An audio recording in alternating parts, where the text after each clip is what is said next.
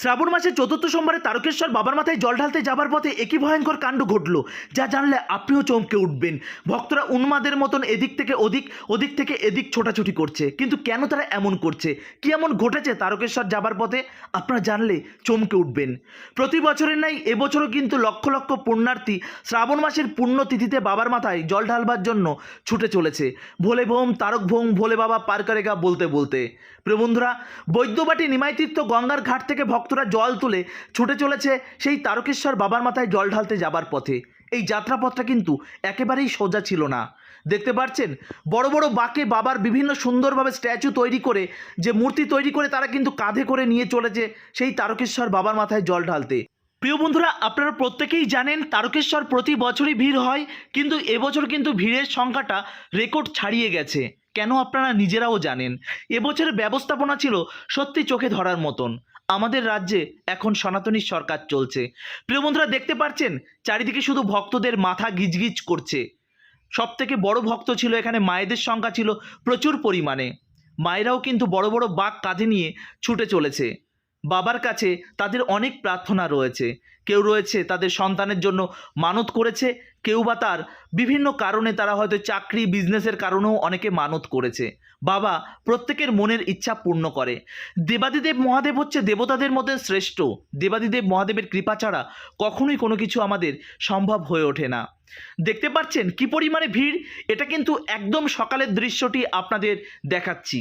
ঘড়ির কাঁটায় তখন বাজে সকাল 8:30, আর সকাল 8:30টার ভিড়টা আপনি নিজের চোখেই দেখতে পাচ্ছেন। আমি কিন্তু অনেক ভোরেই এসেছি এই নিমাইতীর্থ গঙ্গার ঘাটে, যেটা বৈদ্যবাটি। প্রিয় বন্ধুরা, ব্যারাকপুর হয়ে এসেছি। মানে কি পরিমাণে ভিড় ছিল আমি নিজে জানি। তবে এই গঙ্গার ঘাটে ঢোকার পথে একটা ভয়ঙ্কর দৃশ্য আমার চোখের সামনে। মানে আমি নিজেকে আর ওখানে রাখতে পারছিলাম না। ছোট্ট গলির মধ্যে দিয়ে পাশে একটা দোকান ছিল, মিষ্টির দোকান, সেখানে আমি আশ্রয় নিয়েছি। দেখতে পাচ্ছেন সামনে হচ্ছে লুচি ভাজার জন্য গরম তেল ছিল, মানে উল্টে পড়েছে। কিভাবে কি ভিড় আপনারা নিজের চোখের সামনে দেখুন। চারিদিক থেকে তখন ভক্তদের চিৎকার চেঁচামেচি। এরকম ভিড় আমি সত্যি আমার এই যে জন্মকালে আমি আজ পর্যন্ত দেখিনি। তারকেশ্বর সেই ছোট্টবেলা থেকে আসছি। ছোটবেলায় মা বাবার হাত ধরে এসেছি, তখন এতটা ভিড় আমার মনে পড়ে না। প্রিয় বন্ধুরা, এবছর আপনারা যারা এসেছেন আপনারা নিজেরাও জানেন এবছরের ভিড়ের পরিমাণটা ঠিক কতটা ছিল। চারিদিক থেকে ভক্তদের উন্মাদ চিৎকার চেঁচামেচি আপনারা নিজে দেখতে পাবেন। আমি সাউন্ডটা মিউট করে দিয়েছি, কেন বলুন তো? কেননা এখানে অনেক রকমের গানের সাউন্ড চলছে। আর আপনারা জানেন যে ইউটিউব এখন কতটা স্ট্রিক্ট। কপিরাইট স্ট্রাইক বা কপিরাইট চলে আসার কারণে আমি কিন্তু সাউন্ডটা মিউট করতে বাধ্য হয়েছি। প্রিয় বন্ধুরা, দেখতে পাচ্ছেন লক্ষ লক্ষ পুণ্যার্থী এই বৈদ্যবাটি নিমাইতীর্থ গঙ্গার ঘাটে এই স্থান থেকে কিন্তু স্নান করে জল সংগ্রহ করে, গঙ্গার জল সংগ্রহ করে তারা কিন্তু ছুটে চলেছে বাবার মাথায় জল ঢালতে। প্রত্যেকের মুখে একটাই কথা, ভোলে ভোম তারক ভোম ভোলে বাবা পার করেগা। আর এই সুন্দর স্লোগান দিতে দিতে তারা কিন্তু ছুটে চলেছে। তবে এই যে বিশাল ভক্ত সমাগমের মধ্যে কিছু কিন্তু অসাধু ব্যক্তিত্ব কিন্তু লুকিয়ে রয়েছে। অসাধু ব্যক্তিত্বর কথা কেন বলছি? এর মধ্যে রয়েছে কিছু মোবাইল চোর, পকেটমার এর মধ্যে কিন্তু রয়েছে, যারা কিন্তু নিমেষের মধ্যে আপনার মোবাইল ফোনটি গায়েব করে দেবে এবং আপনার মানি পার্সটাও গায়েব করে দেবে। তার জন্যে বলবো যে আপনারা ছোট্ট একটা ব্যাগ রাখুন, সেটা সামনের দিকে রাখার চেষ্টা করুন। তার মধ্যে মোবাইল ফোন এবং আপনার যে গুরুত্বপূর্ণ অর্থটি সেখানে রাখার চেষ্টা করুন। তাহলে কিন্তু চুরি হবার চান্স খুবই কম। তবে চোর তারা প্রত্যেকটা প্রসেসই কিন্তু জানে কেমনভাবে কি করতে হবে। তো যাই হোক, এখানে যে উঁচু জায়গাটি রয়েছে এই নিমাইতীর্থ গঙ্গার ঘাট, সেই স্থান থেকে আপনাদের কিছু এক্সক্লুসিভ ভিডিও আপনাদের সামনে দেখানোর চেষ্টা করছি। চোখের সামনে পদপিষ্ট হয়ে অনেকেই কিন্তু বিভিন্ন রকমভাবে সমস্যার সম্মুখীন হন। অনেকে হয়তো মারাও যান, বা এমন ঘটনা কিন্তু সাক্ষী এই তারকেশ্বর যাবার পথে রয়েছে। তবে এবছর তেমন কোনো ঘটনা ঘটেনি, তবে তার থেকেও অনেক বড় বড় ঘটনা ঘটেছে। কারোর হাত ভেঙেছে, পা ভেঙেছে এবং অনেক রকমভাবে শ্বাসরুদ্ধভাবে অ্যাম্বুলেন্সে করে তাদেরকে হসপিটালাইজ হয়েছে। এবছর কিন্তু ঘটেছে। কেন এত ভিড়ের মধ্যে এরকম ঘটনা ঘটবে, এটা স্বাভাবিক ব্যাপার। বারবার করে আপনাদের একটা কথা বলি যে আপনারা বিভিন্ন রকম খাদ্য অভ্যাস বা আপনাদের একটু রকমভাবে বাড়ির পরিবেশ থেকে বেরিয়ে প্রকৃতির সঙ্গে আপনারা একটি অ্যাটাচমেন্ট তৈরি করুন। কেন বলুন তো? কেননা আপনারা কখনো হয়তো বাড়ি থেকে তেমন বার হন না, হঠাৎ করে আপনার বাড়ির সামনে একজনা যাচ্ছে, সেই আবেগের বশে আপনিও বেরিয়ে পড়েছেন। সমস্যাটা কিন্তু আপনার হয়। কিছু দূর যাবার পর আপনারা হয়তো বলবেন যে এবারই লাস্ট বার, আর কখনো আমি এখানে আসবো না। এই চিন্তাধারা যদি আপনার মাথার মধ্যে থাকে, হাত জোড় করে বলছি আপনাদের জন্য তারকেশ্বর নয়। তারকেশ্বর আপনি আসার দরকার নেই। আপনার বাড়ির কাছে যে কোনো শিব মন্দির গিয়ে শ্রাবণ মাসের এই সোমবারগুলোকে আপনি কিন্তু জল, দুধ, গঙ্গার জল ইত্যাদি কিন্তু আপনি ঢালতে পারেন। তবে এই মানসিকতা নিয়ে আসবেন যে এখানে এসে ভিড়ভাট্টা দেখে বলবেন যে পরবর্তী বছর আর আসবো না, সেক্ষেত্রে আপনার জন্য তারকেশ্বরটি নয়। কেন বলুন তো? কেননা বাবার কাছে আসার জন্য ভক্তি ভরে আসবেন, যাতে প্রতি বছর আসার জন্য মনের মধ্যে একটা আগ্রহ এবং আনন্দ থাকে। এই তারকেশ্বর, এই বৈদ্যবাটি নিমাইতীর্থ গঙ্গার ঘাট থেকে তারকেশ্বর মন্দির পর্যন্ত কিন্তু বেশ খানিকটা রাস্তা, 42 কিলোমিটার পথ আপনাকে কিন্তু পায়ে হেঁটে যেতে হবে। মাঝখানে কিন্তু আপনি কোনো রকম কোনো গাড়ি কিন্তু টোটো এই জাতীয় জিনিস আপনি পাবেন না। তবে অনেকেই আছে কিছু দূর যাবার পর তারা কিন্তু ট্রেনের সহযোগে তারা যায়। তো যাই হোক, আপনি যখন সংকল্প নিয়ে বাড়ির থেকে বার হবেন, তখন কিন্তু আপনার এই সংকল্পটা নিয়েই যাবেন, যদি আমি হেঁটে যাই সম্পূর্ণটা হেঁটেই যাব, যদি আমি গাড়িতে যাই তাহলে সম্পূর্ণটা গাড়িতেই যাব। এই বৈদ্যবাটি নিমাইতীর্থ গঙ্গার ঘাট থেকে জল সংগ্রহ করে পাশেই রয়েছে নিমাইতীর্থ গঙ্গার ঘাটের পাশেই রয়েছে বৈদ্যবাটি স্টেশন। সেখান থেকে কিন্তু তারকেশ্বর যাওয়ার জন্য প্রচুর ট্রেন পেয়ে যাবেন। সেখান থেকে ট্রেন ধরে সরাসরি কিন্তু তারকেশ্বর মন্দিরে আপনি পৌঁছে যেতে পারবেন। তবে যারা পায়ে হেঁটে যাচ্ছেন তাদের কাছে অনুরোধ জানাবো যে যাত্রাপথে অনেকেই আছে বাবার নামে অনেক উল্টোপাল্টা স্লোগান দিয়ে থাকে, সেক্ষেত্রে আপনারা কিন্তু অ্যাক্টিভ সহকারে আপনারা কিন্তু সচেতন হয়ে তাদেরকে উত্তম মাধ্যম একটু ধোলাই দিয়ে দেবেন। সনাতন ধর্ম বা দেবাদিদেব মহাদেব দেবতাদের মধ্যে শ্রেষ্ঠ, যেখানে পার্বতী মা দেবতাদের মধ্যে শ্রেষ্ঠ দেবাদিদেব মহাদেবকে সারাক্ষণ তিনি সেবায় নিযুক্ত থাকেন, আর সেখানে তুমি বাবা একদিনের সেবায় এসে বাবার নামে উল্টোপাল্টা স্লোগান, মানে উত্তম মাধ্যম সোজা কথায় যেটাকে বলা হয় কেলানি, আপনারা দিয়ে দেবেন। আরও একটা কথা বলে রাখি, বাবার নাম করে আপনারা যারা নেশাজাত দ্রব্য গ্রহণ করছেন তাদেরও আমি একটা ওয়ার্নিং দিয়ে রাখছি। এটা আমি ওয়ার্নিং দেওয়ার কে আপনারা হয়তো বলতে পারেন, হ্যাঁ আমি ওয়ার্নিং দেওয়ার অনেকেই, কেননা আপনাদের বলছি সনাতন ধর্মের আমি একজন সেবক, তো সনাতন ধর্মের কোনো রকম কোনো খারাপ আচরণ দেখলে আমি তো প্রতিবাদ করবই। বাবার নাম করে আপনারা গাঁজা খাচ্ছেন বা যেহেতু নেশাজাত দ্রব্য খাচ্ছেন, আপনাদের বলে রাখি যে বাবা তো দেবাদিদেব মহাদেব, তিনি দেবতাদের মধ্যে শ্রেষ্ঠ, তিনি তো হলাহল বিষও পান করেছিল। ভাই আপনি একটু ইঁদুর মারা বিষ খেয়ে একটু দেখান তো আপনার কত বড় ক্ষমতা। আপনার ভাই নেশা করতে ইচ্ছা করছে, করুন না কেন, কিন্তু এই তারকেশ্বর যাবার পথে বাবার নাম করে নেশা করার কোনো রাইট আপনার নেই। যাই হোক, এই জাতীয় জিনিস দেখলে আপনারা দয়া করে একটু অ্যাক্টিভ থাকবেন।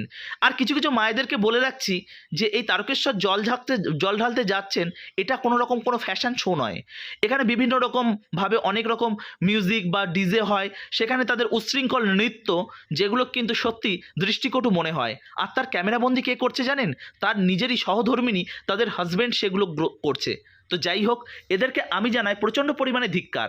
বাবার মাথায় জল ঢালতে যাচ্ছেন ভদ্র সহকারে, বিনম্রতা সহকারে, কেননা বাবার কাছ থেকে ভক্তি, শ্রদ্ধা এবং মায়েদের প্রতি ভালোবাসা আপনার প্রত্যেক সনাতনী এবং ভালো থাকে, এই মনোভাব নিয়ে আপনারা যাবেন। দয়া করে সেই মনোভাব যদি আপনার মাথার মধ্যে না থাকে, দয়া করে এই বড় বড় বাঁক নিয়ে আর 20-30 লিটার জল নিয়ে কোনো লাভ নেই। নবডঙ্কা কোনো কাজ হবে না বাবা, একদম কোনো কাজই হবে না। এবার তোমরা আমাকে বলবে বড় বড় জ্ঞান দিচ্ছ কেন? হ্যাঁ, সনাতন ধর্মের হয়ে সেই ছোট্টবেলা থেকে আজকে হয়তো মানে পশ্চিমবঙ্গের বুকে একটা সনাতনী গভর্নমেন্ট হবার কারণে অনেকের মধ্যে সনাতনী চিন্তাবোধ জেগে উঠেছে। আমার এই চ্যানেলে আপনি যদি দেখেন, আমি মায়াপুর ইস্কনের একজন ছোট্ট সদস্য এবং ছোট্ট সেবক, এবং এর পাশাপাশি আমার একটা পরিচয় রয়েছে। ছোট্টবেলা থেকে আমি আরএসএসের বিভিন্ন রকম কর্মী এবং আরএসএসের হয়ে আমি অনেক রকমের ট্রেনিং এবং এই জাতীয় কাজ আমি প্রতিনিয়ত করে চলেছি এবং করি। কৃষ্ণনগরের বুকে আমাদের আরএসএসের বিভিন্ন রকমের আমাদের সংগঠন রয়েছে, বজরং দলের সংগঠন রয়েছে, সেগুলো কিন্তু আমরা অনেক আগে থেকেই করি। তৃণমূল এবং বামপন্থীদের যখন রমরমা ছিল তখন থেকেই কিন্তু আমরা এই সংগঠনগুলো করে চলেছি।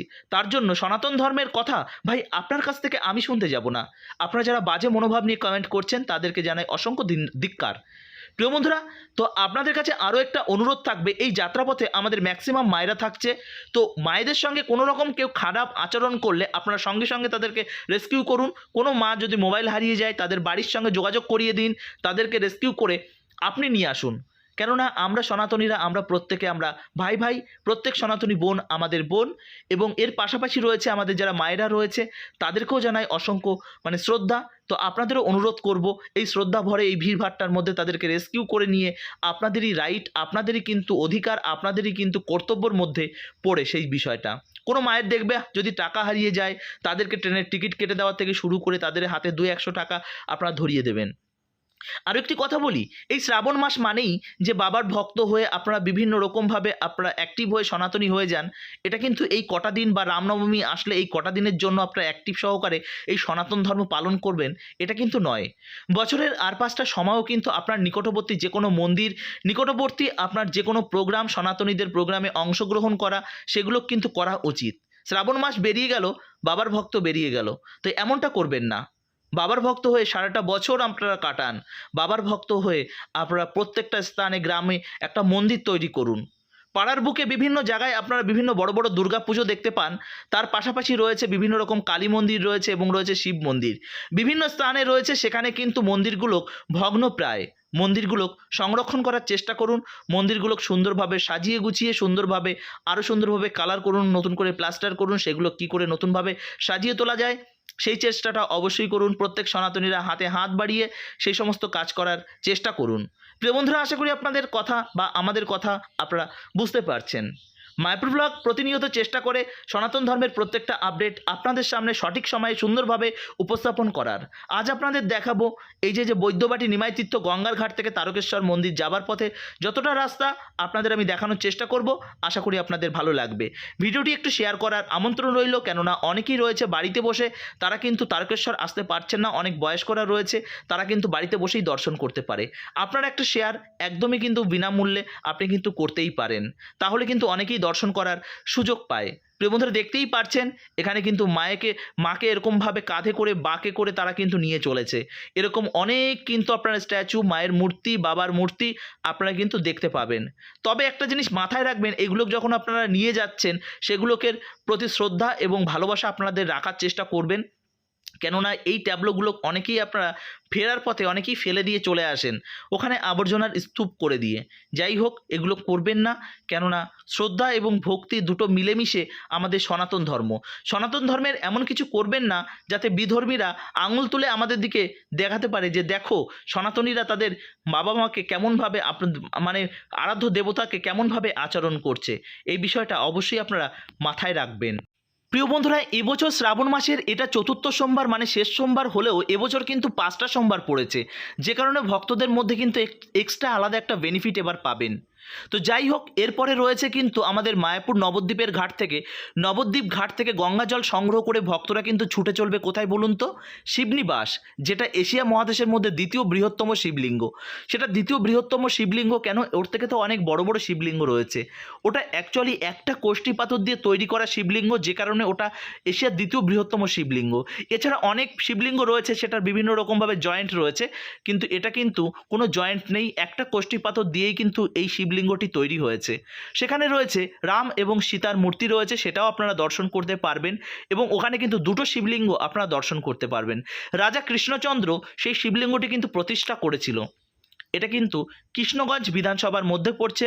মায়াপুর এবং নবদ্বীপ এবং কৃষ্ণনগর থেকে বেশি দূর নয়, ভক্তরা পায়ে হেঁটে কিন্তু যায়। এই তারকেশ্বরের যাত্রাপথে যতটা রাস্তা, ঠিক ততটা রাস্তাই কিন্তু নবদ্বীপের ওই যাত্রাপথে। নবদ্বীপ ঘাট থেকে ভক্তরা জল সংগ্রহ করে এইভাবেই কিন্তু ছুটে চলে। সেখানেও কিন্তু থাকে অনেক প্রসাদের ব্যবস্থা, ভান্ডারার ব্যবস্থা। এবছর আমি থাকছি, আপনি আসছেন তো? তারকেশ্বরের পর এই শ্রাবণের শেষ সোমবারে আমাদের শিবনিবাস, যেটা আমাদের নদিয়াতে অবস্থিত। যাই হোক, আপনাদের আসার আমন্ত্রণ রইল। প্রিয় বন্ধুরা, তো ভিডিওটি আরও একবার অনুরোধ থাকবে বেশি বেশি করে শেয়ার করার। আর এবছর আপনারা যারা আসতে পারছেন না, এখনও একটা সোমবার রয়েছে, সেই সোমবারে আসার ট্রাই করবেন, কারণ এই সোমবারে আসতে পারলেন না, পরবর্তী সোমবারে আসুন। আর পরবর্তী শ্রাবণ মাসের জন্য অপেক্ষা কেন করবেন? প্রত্যেক সোমবারে সোমবারে বাবার তিথি, আপনারা যে কোনো দিনে আসুন, খুব সুন্দরভাবে মন্দিরের গর্ভগৃহে প্রবেশ করে আপনারা কিন্তু বাবার পুজো দিতে পারবেন। জল ঢালতে পারবেন। তার জন্য শুধুমাত্র যে শ্রাবণ মাসেই আসতে হবে এমন কোনো কিন্তু কথা নেই। তবে শ্রাবণ মাস বিশেষ তিথি, আপনারা যদি আসতে পারেন খুবই ভালো।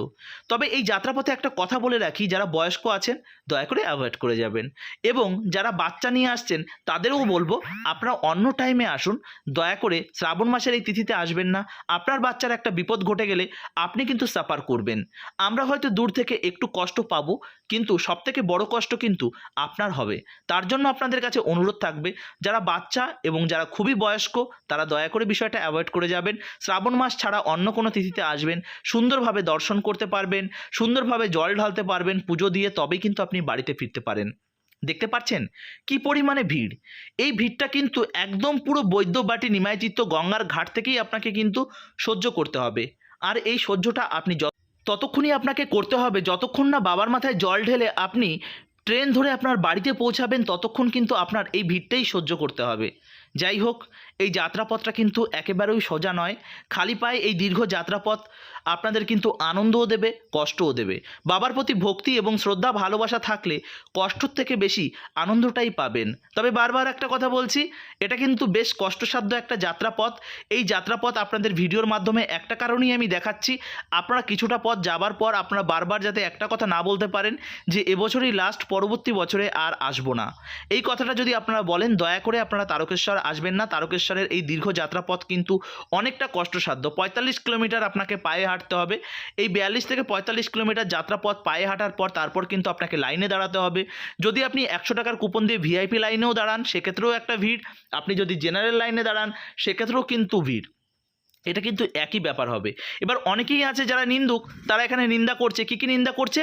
যে এবছর একটা বিভিন্ন একটা আলাদা রকম একটা জিনিস দেখতে পেলাম, যে তারকেশ্বর নাকি আমাদের এই যে গভর্নমেন্ট রয়েছে সেই গভর্নমেন্ট 100 টাকা করে নিচ্ছে। এটা একটাই ভুল ধারণা।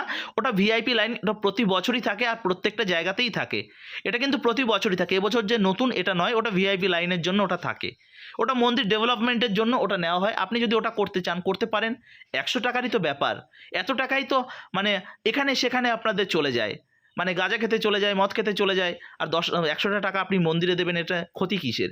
যাই হোক, এই ধরনের মন্তব্য হয়তো অনেক বাজে মানুষ করে থাকেন, সবাই হয়তো করেন না। তো এই ধরনের মন্তব্য দয়া করে করবেন না, কেননা এই ধরনের মন্তব্য করা একটা অপরাধ। প্রিয় বন্ধুরা, আপনাদের কাছে অনুরোধ থাকবে আপনারা সুন্দরভাবে আসুন, বিনম্রতার সঙ্গে বাবার মাথায় জল ঢালুন এবং সুস্থভাবে আপনারা বাড়িতে পৌঁছান, এবং প্রত্যেক সনাতনী ভাইরা তারা ভালো থাকুক, সুস্থ থাকুক, আর এইভাবে আমাদের সঙ্গে জুড়ে থাকুক, যাতে মায়াপুর তথা ভারতবর্ষের বিভিন্ন ধর্মীয় স্থানের সুন্দর সুন্দর আপডেট আপনাদের সামনে সঠিক সময়ে সুন্দরভাবে আমি তুলে ধরার চেষ্টা করতে পারি। তবে এই যাত্রাপথে আপনাদের একটা কথা বলে রাখি, বিভিন্ন হোটেলে নিরামিষ খাবার বলে অনেক খাবার আপনারা দেখতে পাবেন। ব্যাঙের ছাতার মতন সেই সমস্ত হোটেলগুলো খুলেছে। তো আপনারা যারা নিষ্ঠা সহকারে শ্রাবণ মাসে নিরামিষ আহার গ্রহণ করেন, দয়া করে ওই সমস্ত জায়গা থেকে খাবেন না। বাড়ির থেকে ভক্তি ভরে যে সাত্বিক খাবার আপনারা নিয়ে আসবেন, রুটি, আলু ভাজা, লুচি বা সুজি এই জাতীয় জিনিস নিয়ে আসবেন। এটা রাস্তায় পেয়ে নেবেন, দয়া করে রাস্তার খাবার গ্রহণ করবেন না।